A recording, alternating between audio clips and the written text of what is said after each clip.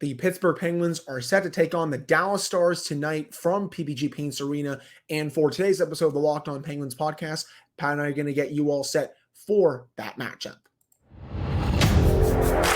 You're Locked On Penguins, your daily podcast on the Pittsburgh Penguins, part of the Locked On Podcast Network. Your team every day.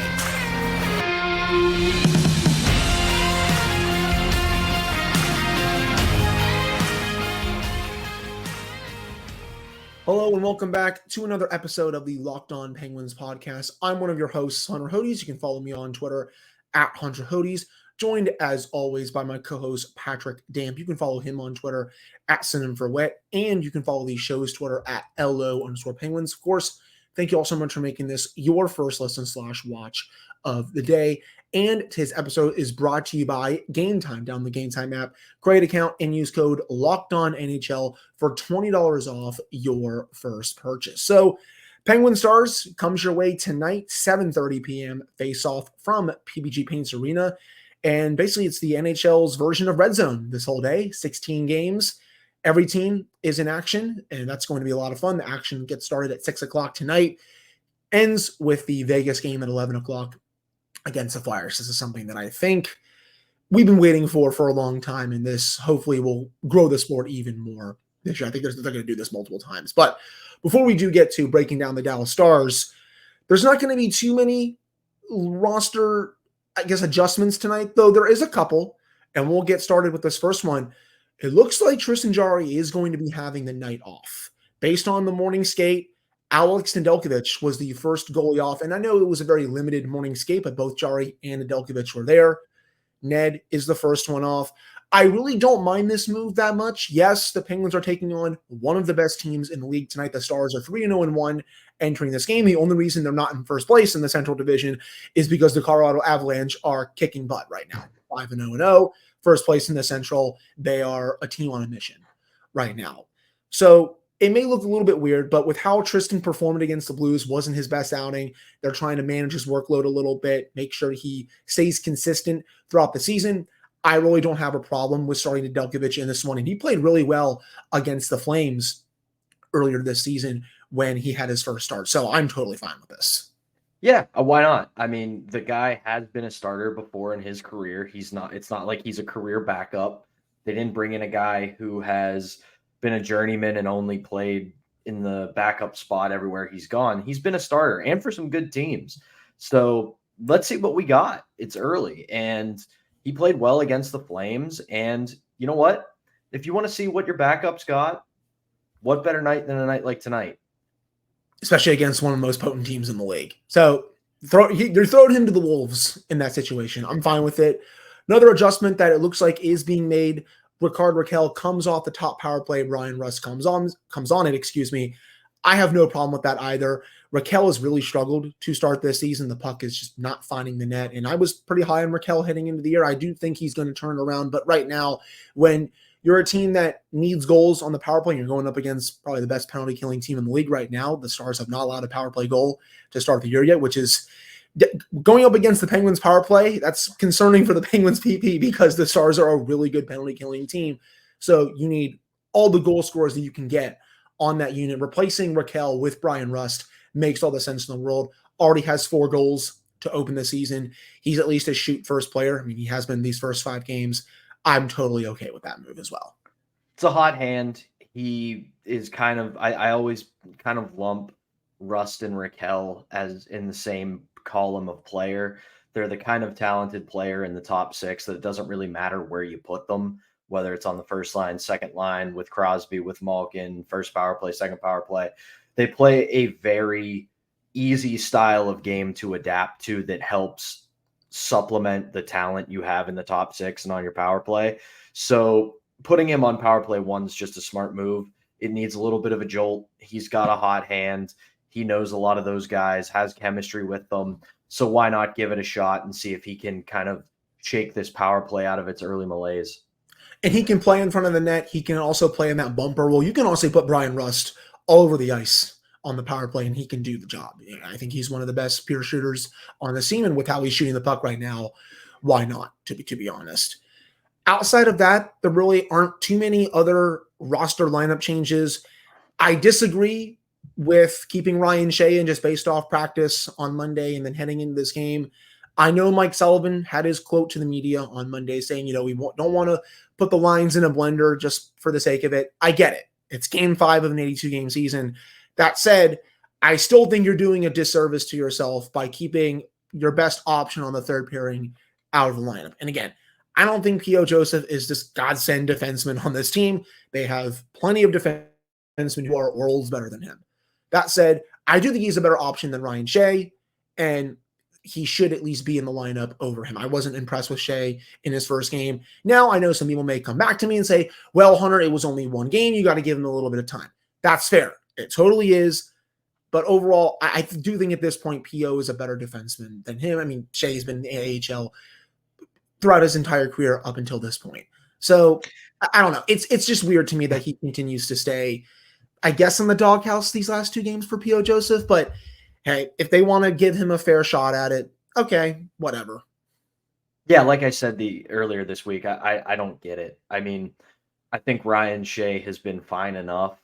I can kind of say the same thing with Chad Bruedel. I don't get why they're, like you said, putting P.O. Joseph in the doghouse. Yeah, he was rough against Detroit, but again, who wasn't? The second period might have been the single worst period this team has played all season long. Right. And I get it. He's young. He's a third pairing defenseman on this roster, but I don't think you're doing him any favors by putting him in the press box and making him practice more than he plays. He's going to need to figure it out sometime. And to what Sullivan said about lineup changes, about you can't put everything in a blender because we won't get any consistency if you do it every time we go through a struggle. Well, on a much more micro level, you can say that about P.O. Joseph. If every time he struggles, you pull him out of the lineup, you're not doing him any favors. Let him figure it out. And I get it. It's a tight division. It's a tight conference, and all points are precious. But if you want this kid to grow and develop, you got to let him work through it. It can't just be, he screwed up, pull him out of the lineup. And this kind of goes back to something that I touched on last week, and I don't want to repeat myself because I know a lot of people probably heard this when they listened to the show last week. I just want to see that same consistency with a young player like P.O. Joseph, like with someone like Jeff Carter. Hold players accountable to that same standard. If P.O. Joseph needs time in the press box, does Jeff Carter need time in the press box, or are you just going to ignore that problem just because he hasn't really done anything to start the year? Heck, even Matt Nieto as well, for example, Pat. I don't think he's done anything to start the year. Does he deserve time in the press box off that? Yeah, you could definitely argue that. Noah Chari, I mean, I've said numerous times I think he's going to be a fan favorite, but so far he hasn't really done anything this year either. So I just want to see these players held to that same standard that P.O. Joseph is being held to right now. And I understand, I would personally take out Chad Riedel over P.O. Joseph, but then I understand what people would come back to me and say, well, you don't want a bottom pairing of P.O. Joseph and John Ludvig because you would have 2 lefties on that pair. I get it, but it's at least trying something new and not scratching your best option on that third pair. So both those things are where I'm at right now on that whole situation. And to what you said, the biggest thing for me is Achari and Nieto. Way too quiet to start this year. I didn't expect them to light the world on fire. I didn't expect them to be tremendous, big-time difference makers, but I expected them to be able to, on a lesser scale, wreck games. I expected them to be able to show up, throw some hits, disrupt the defense, be aggressive on the forecheck, and they just haven't been. And you brought them in specifically for that purpose, and they either have to start doing it or Sullivan has to hold them to some kind of account. Jeff Carter is who he is. I'm not going to complain about it anymore. I know everybody likes to say, oh, Damp's a big Jeff Carter guy and it's his boy. And part of it is memeing. Part of it is serious. I think he gets a little too much flack, but at the same time, we know what he is. We know that's a known entity. Right. It's getting very dangerously close to the Jack Johnson discussion where it's like, getting close. Yes. It's like, yes, we know we get it. There's nothing we can do about this. We're beating a dead horse until it's getting buried a dozen feet deep. So, but again, I agree with the overall sentiment. If you're going to hold one younger player accountable, you got to hold the veterans accountable as well. I get it. The veterans have earned a longer leash, but eventually you have to pull that trigger. I don't know if anyone is ever going to get to my level of hate that I had for Jack Johnson with how bad he was. I don't even think Jeff Terrible. Carter there, to be He's honest. absolutely terrible. He was awful. The Jack Johnson days are thankfully well behind us at this point. And hey, the Jeff Carter days after this year will at least be behind us as well. He's not going to be back on this team next year. But that would do it for this segment discussing lineup changes. Coming up in the second segment, Pat and I are going to preview the game against the Dallas Stars and just how dangerous this team is, especially after how they were last year. But before we get to that, we got to tell you all about Sleeper, the official daily fantasy app of the Locked On NHL Network. Sleeper is our number one choice for daily fantasy sports and especially daily fantasy hockey, because with Sleeper, you can win 100 times your cash in daily fantasy hockey contests. You can do this with your friends. You can do this with your family. Heck, you can do this by yourself if you want. And oh yeah, you can also play many other daily fantasy sports like the NFL, the NBA when that gets started pretty soon, baseball with the World Series coming up, college football, etc., etc. All you have to do is pick studs like Connor McDavid, Leon Draisaitl, Sidney Crosby, Erik Karlsson, Cale Makar. Heck, you can do Jason Robertson tonight, Miro Heiskanen. Heck, you can do goalies as well with Igor Shesterkin and Ilya Sorokin. And all you have to do is basically pick stats, goals, assists, saves. You can do plus minus if you want. And you just have to go on, use promo code LOCKEDONNHL, and you'll get up to a $100 match on your first deposit. Terms and conditions apply. That's code LOCKEDONNHL. See Sleeper's terms of use for details and locational availability. And we're not done. We still got to tell you all about Game Time. You shouldn't have to worry about when you're buying tickets to your next big event. Game Time is the fast and easy way to buy tickets for all the sports, music, comedy, and theater events near you. With killer last-minute deals, all-in prices, views from your seat, and their best price guarantee, Game Time takes the guesswork out of buying tickets. It's the only ticketing app that gives you complete peace of mind with your purchase. You can see the view from your seat before you buy, so you know exactly what to expect when you arrive. All-in prices show your total up front, so you know you're getting a great deal without hidden fees. And you can also buy tickets in seconds with just 2 taps. All you got to do for that, download the Game Time app, create an account, and use code LOCKEDONNHL for $20 off your first purchase. Terms apply. Again, create an account and redeem code LOCKEDONNHL for $20 off. Download Game Time today. Last minute tickets, lowest price guaranteed.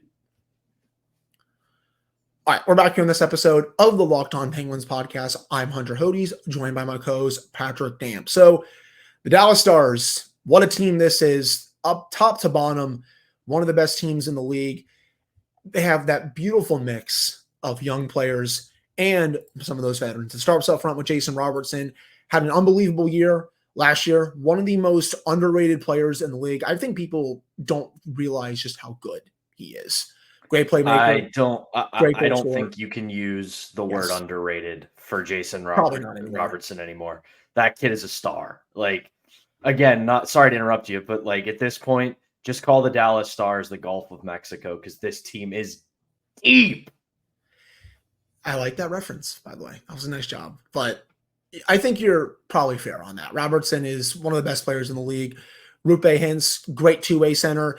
Joe Pavelski, the ageless wonder who doesn't seem to stop producing, even though he's in his late 30s into his early 40s. Basically, at this point, he is crazy good. And he was awesome for the Stars last year.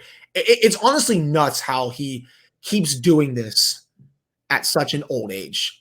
Incredible. It's early, yes, but he's got 5 points in 4 games, and it's evenly spread out. 3 goals, 2 assists. The guy continues to produce. And if there's one thing, to kind of jump ahead a little bit here that's standing out to me about this Dallas Stars team is that they're doing all of this at 5-on-5. They only have 2 power play goals, and they've scored 11 so far this year. So that's 9 even strength goals in 4 games. And man, like, listen, we spent all summer fantasizing about how great this Penguins power play could be and how dangerous it's going to be once they find a stride. Dude, if you can get it done at 5-on-5, the power play becomes a bonus. And the fact that the Stars are able to put up this many goals at 5-on-5, boy, this team is gonna be tough.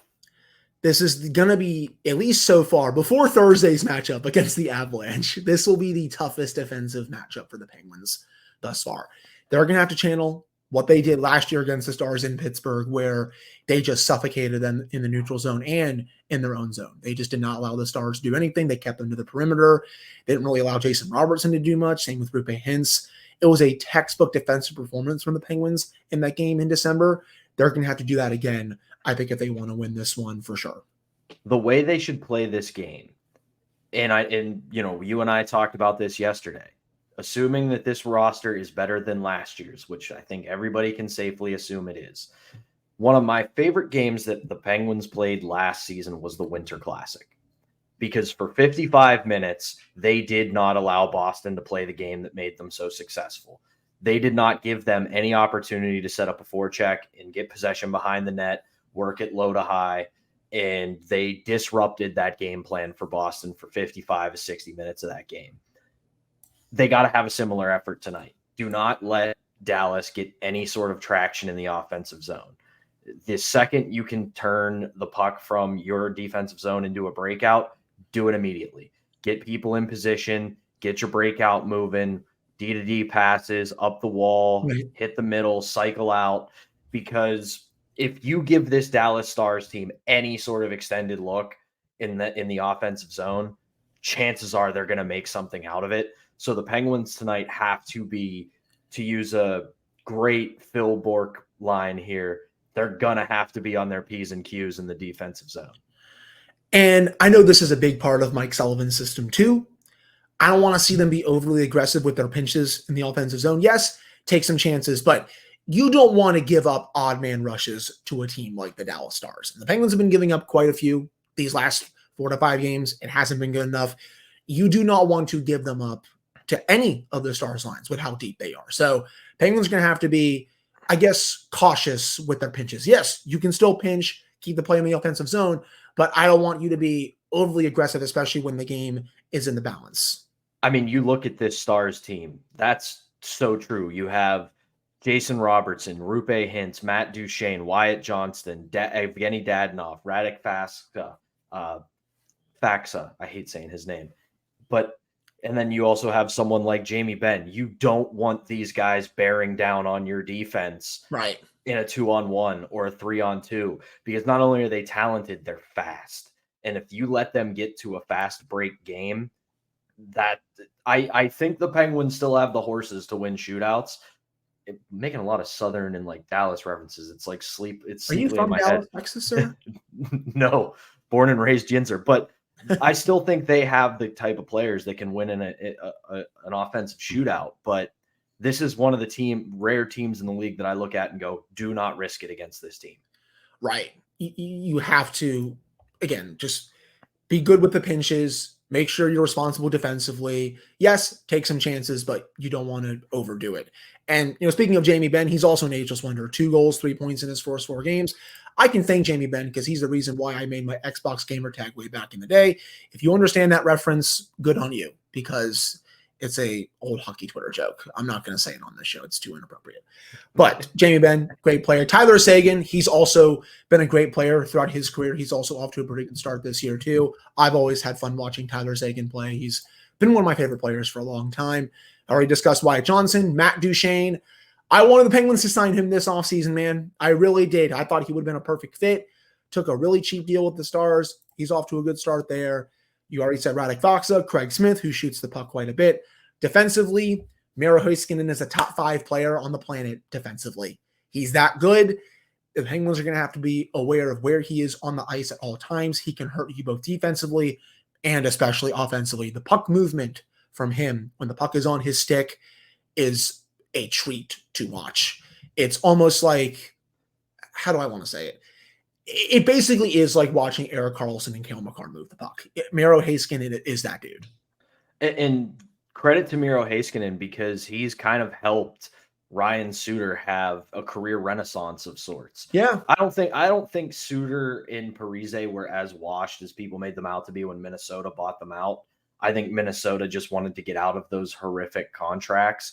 But Suter has looked really good with Dallas. And this is another case of a really good young player being able to extend the career of an older player. And while I'm not overly impressed with their defense, I think outside of that top pairing, it's not overly impressive. Esa Lindell's solid. Nils Best name Lundqvist in the is as world, by the well. way. S.L. Lindell. Esa Lindell. It's a great name. Yes, it is. And you know, it's an all right defensive unit, but yeah, it's the fact that they complement a very deep forward group incredibly well. And finally, in net, Jake Oettinger. Yeah. One of the best goalies in the league, one of the 5 to 7 best goalies. I don't think he's at the level of Igor Shesterkin, Ilya Sorokin, especially with how Sorokin has played this year. Good Lord. Andrei Vasilevsky, and I know he hasn't played yet, but he is in that number 4, number 5 spot. He's knocking on the door. And UC Saros right there too. He's right up there with those guys. One of the best young goalies in the league. Gotta get traffic in front of him and make his life a living hell. If you just throw pucks to the net with no traffic, he's going to gobble them up like it's nothing. He's a big goalie. His movement is really sound. They're going to have to make him move side to side, get some traffic in front of him if they're going to want to beat this goalie because, again, he's awesome.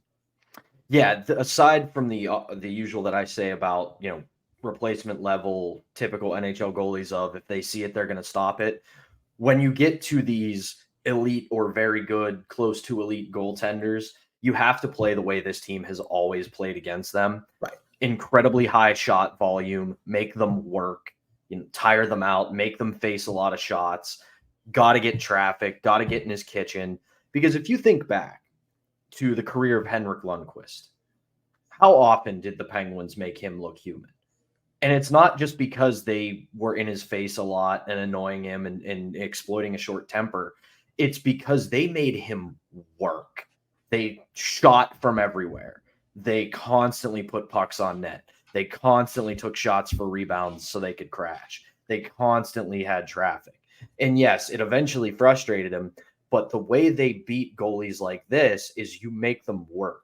Your minimum should be 35 to 40 shots against a goalie like this. Yes. Because this is one of those kind of games where you say, okay, you know what? We're going to shoot the puck 35 to 40 times. And if this goalie beats us, that's fine. Because some nights you just tip your cap and a goalies you. So if the Penguins get 35 to 40 shots tonight and Jake Oettinger goes off, but they look good in that effort and Jake Oettinger just closes the door, I'm not going to be horribly upset because he's a great goalie. Yeah, I mean, I agree with you. I mean, I would still see this as a step in the right direction, even though if they lost, but I see the process is there and that they're playing well.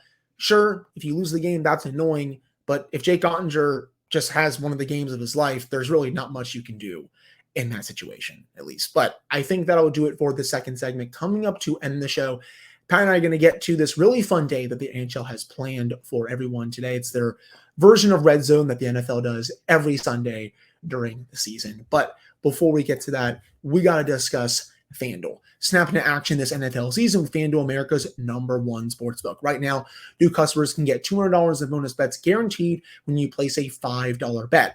That's $200 in bonus bets, win or lose. If you've been thinking about joining FanDuel, there's no better time to get in on the action than right now.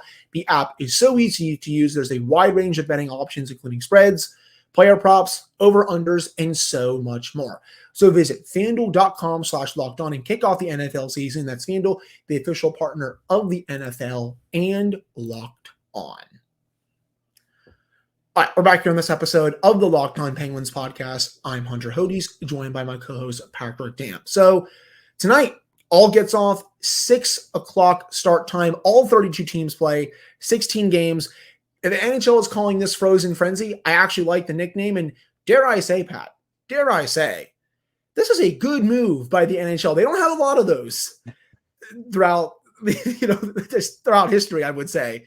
But this is a very good move. There's hockey on all night. These games come on every 15 minutes, starting at 6 with the Maple Leafs and the Capitals. Then you got the Ducks and the Blue Jackets. Then you got the Sabres and Senators, Carolina, Tampa Bay, et cetera, et cetera. So this is going to be quite the night of hockey. And I hope they keep doing this for many seasons to come. If you're a sports fan, good Lord, tonight is your night. You have Game 7 of the NLCS. Go Diamondbacks, by the way. No, go Phillies. Game 7 of the NLCS. NBA starts tonight, and then you've got this. And listen, everybody knows I am never slow to criticize the National Hockey League. I'm very outwardly spoken that I think this league is horribly run. This is progress. I know everybody's going to expect me to be like, Tuesday night, you're doing the... No, it's progress. Listen, if fair is fair, we give them credit when they do things well. So this is a good idea. Here's the thing I like about this for doing it on a Tuesday night. If it doesn't work tonight, probably not a lot of people are going to notice. Hardcore hockey fans are going to notice, but a lot of casuals are going to miss out on it. So this is a little bit of a soft launch for them, because the ideal world, what you want to do is once we get past New Year's and college football is done and the NFL is winding down and you're starting to get into the stretch run to the Stanley Cup playoffs, imagine doing this on a Saturday. Oh, yeah. And instead of having to do it every 15 minutes, you do it every half hour, 45 minutes to an hour, starting at noon. Oh, yes. Make it like a mini version of what college football does every Saturday, when the games start at noon, get some at 12:30, even get some at 1 o'clock that start at that time. And then you get the 3:30 window, 5, even obviously the 7 o'clock window, the 8 o'clock window, and all that good stuff. I would be very down for that. I know some people are upset that this is on a Tuesday night because I guess people work. I mean, well, we all have to work, obviously.